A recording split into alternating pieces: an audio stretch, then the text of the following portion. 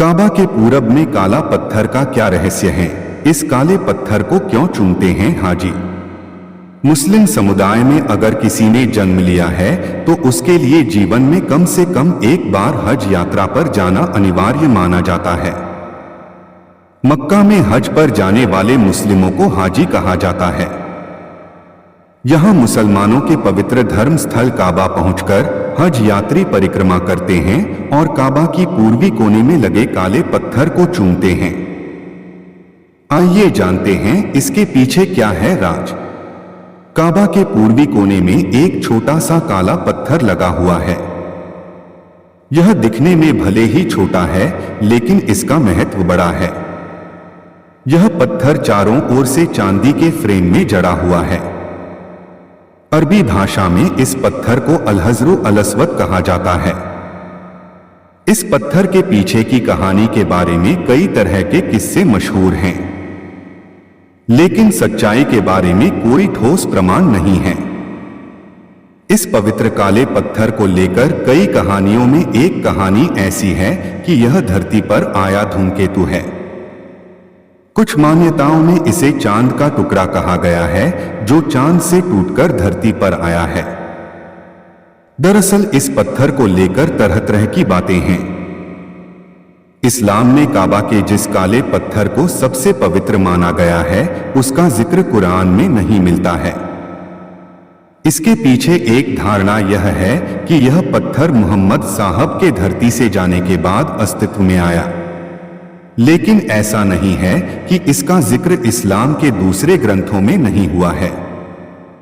इस्लाम को मानने वाले कुरान के बाद हदीस पर यकीन करते हैं। हदीस में इस पवित्र काले पत्थर का जिक्र किया गया है और इसके महत्व को बताया गया है। कई हदीसों में इस पत्थर को जीवित बताया गया है।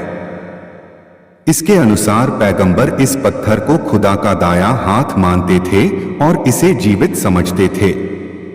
इसे चूमकर वह खुदा का शुक्रिया अदा करते हैं। पैगंबर ने इस पत्थर को चूमा था, इसलिए यह परंपरा बन गई कि हाजी इसे चूमेंगे। लेकिन अब बड़ी संख्या में हाजी आने लगे हैं, इसलिए हर किसी के लिए इसे छूना और चूमना संभव नहीं रह गया है। इसलिए हाजी अब इस पत्थर की ओर मुंह करके दुआएं मांगते हैं। इस पवित्र काले पत्थर से जुड़ी एक और कहानी प्रचलित है। पैगंबर इब्राहिम को जब खुदा ने काबा बनाने के लिए कहा तो इसके निर्माण के अंतिम समय में इन्होंने देखा कि काबा के पूर्वी भाग में एक छोटा सा खाली स्थान रह गया है। इन्होंने अपने बेटे इस्माइल को इस खाली स्थान को भरने के लिए पत्थर लाने के लिए कहा, लेकिन काफी समय बाद भी उन्हें वैसा पत्थर नहीं मिला तो वह खाली हाथ लौट आए।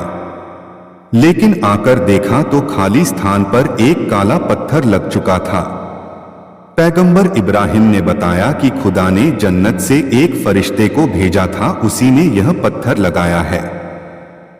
इन प्रचलित कहानियों के बारे में इस्लामिक विषयों के जानकार रामिश सिद्दीकी बताते हैं कि यह ऐसी बातें हैं जिसे बस लोगों ने गढ़ दी हैं, जबकि सच यह है कि यह काबा की तवाफ यानी परिक्रमा करने के लिए आरंभिक स्थान है।